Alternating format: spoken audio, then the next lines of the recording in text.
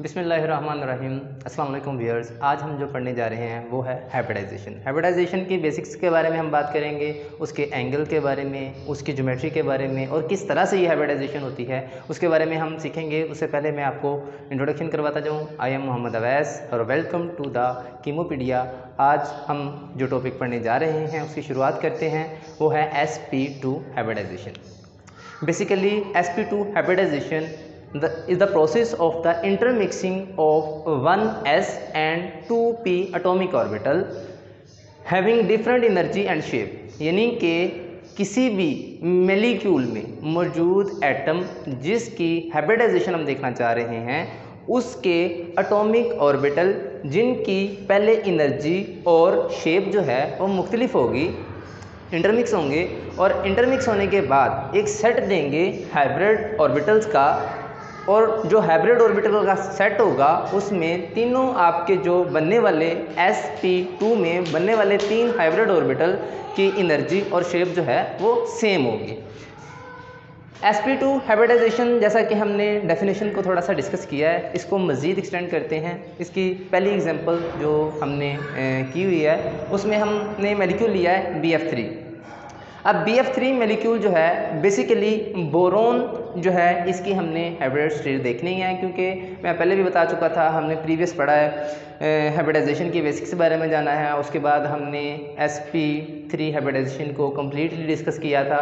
आज हम sp2 hybridisation देख रहे हैं। तो होता क्या है, हमने किसी मॉलिक्यूल में किसी स्पेसिफिक एटम की हाइब्रिडाइजेशन स्टेट को देखना होता है। यहाँ पे BF3 मॉलिक्यूल्स में हमने हाइब्रिडाइजेशन स्टेट देखनी है बोरोन की, और बोरोन का एटॉमिक नंबर होता है 5 एटॉमिक नंबर बोरोन का होता है। लेकिन हमें पहले जानना है क्या इसमें हाइब्रिडाइजेशन है कौन सी। तो उसके लिए हम सिंपल रूल अप्लाई करते हैं, जिसमें हम देखते हैं कि जो एटम की हाइब्रिडाइजेशन हम देखना चाह रहे हैं उसके ऊपर कितने लोन पेयर हैं, उसने कितने सिग्मा बॉन्ड बनाए हुए हैं, ना कि पाई बॉन्ड। तो जैसा कि इलेक्ट्रॉनिक कन्फिग्रेशन से जाहिर है कि बोरोन जो है 3 बॉन्ड बनाएगी और तीनों के तीनों जो है उसके सिग्मा बॉन्ड होंगे। अब देखना यह है कि बोरोन का एटॉमिक नंबर कितना है और वो खुद को कैसे एक्साइट करने के बाद हाइब्रिड करती है। तो देखें, ग्राउंड स्टेट में बोरोन की इलेक्ट्रॉनिक कन्फिग्रेशन जो है आपके पास मौजूद है 1s2, 2s2 और 2p1।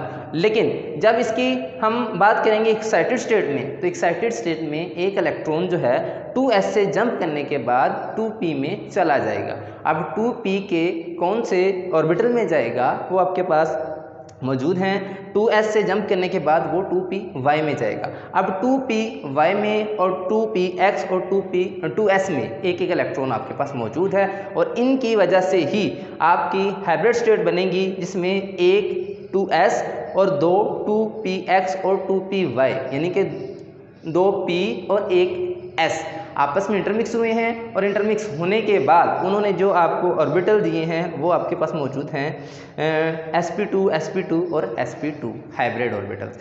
अब हम शेप की बात करते हैं, तो शेप में देखें बोरोन के 3 हाइब्रिड ऑर्बिटल मौजूद हैं जो कि sp2 और sp2 हैं।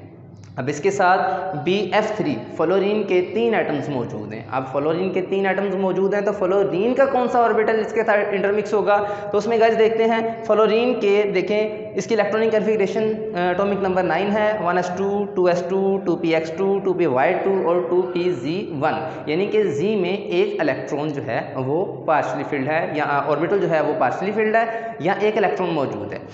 अब यहाँ पे हम जानते हैं कि P की जो शेप होती है वो डम्बेल होती है। हर डम्बेल शेप में क्या होगा, sp2 के साथ तीनों कोनों के ऊपर आप जो है फ्लोरीन का 2pz जो है वो इंटरमिक्स होके sp2p ओवरलैप के ज़रिए एक सिग्मा बॉन्ड क्रिएट होगा। और यहाँ पे अगर हमें एंगल देखना है तो sp2 हाइब्रिडाइजेशन में जो बॉन्ड एंगल होता है बेसिकली वो होता है 120 डिग्री, और 120 डिग्री इसका बॉन्ड एंगल, और इसकी जो ज्योमेट्री होती है वो हमारे पास होती है जी ट्राईएंगुलर प्लेनर। ये था एक जनरल एग्जांपल जो हमने की है BF3 की। इसके बाद एक और मज़ीद एग्जांपल जो हम करने जा रहे हैं वो हमारे पास है इथीन मॉलिक्यूल, जिसमें हमारे जो है इथीन में सिग्मा बॉन्ड के साथ साथ पाई बॉन्ड भी मौजूद होता है। लेकिन चूंकि मैं आपको पहले बता चुका हूँ कि पाई बॉन्ड जो है वो हाइब्रिडाइजेशन का हिस्सा नहीं होता। तो देखते हैं हमारे पास ये मॉलिक्यूल है, इसमें डिफरेंट एटम्स मौजूद हैं, लेकिन हमें किसी एक स्पेसिफिक एटम की हाइब्रिडाइजेशन को देखना है। तो उसमें कार्बन, जो दोनों कार्बन हैं, कार्बन बेसिकली हाइब्रिड स्टेट जो है उसकी होगी। एक कार्बन, कोई भी एक कार्बन ले लें, पहले तो हमें देखना है कि उसमें हाइब्रिडाइजेशन है कौन सी। उसके लिए हम रूल अप्लाई करेंगे।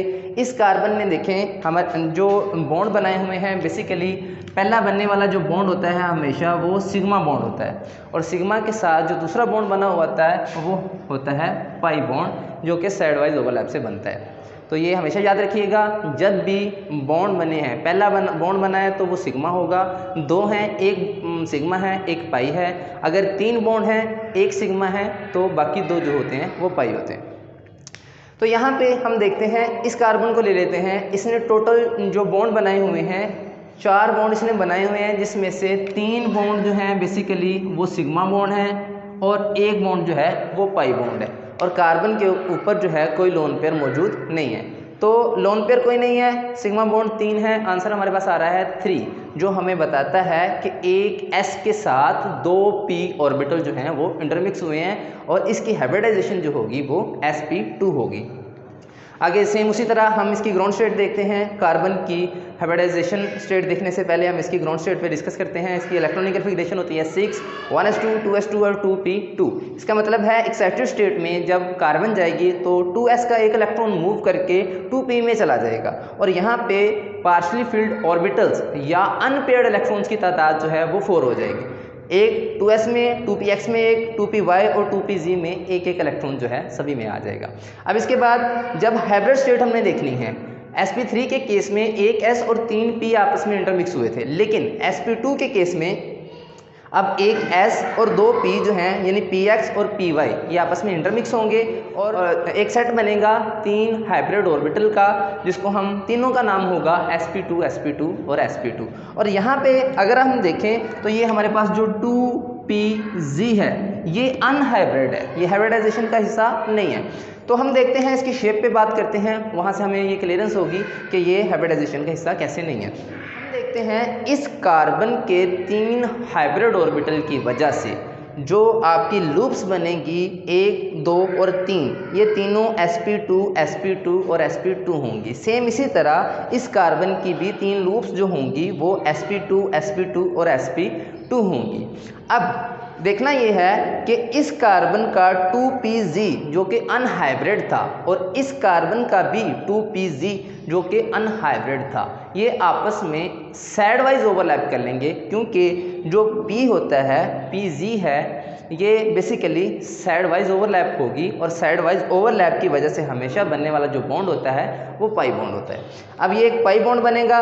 बाकी इस कार्बन ने टोटल 3 बॉन्ड बनाने हैं, 3 सिग्मा है, और चौथा जो बॉन्ड बनेगा वो आपका कौन सा होगा, पाई बॉन्ड होगा। अब s ऑर्बिटल इसके sp2 के साथ ओवरलैप करके ये बॉन्ड बना लेगा, 2 हाइड्रोजन्स लग जाएंगे। सेम इसी तरह इस कार्बन पे भी 2 हाइड्रोजन्स के साथ साथ एक जो है sp2 ओवरलैप से जो है वो सिग्मा बॉन्ड बना हुआ है।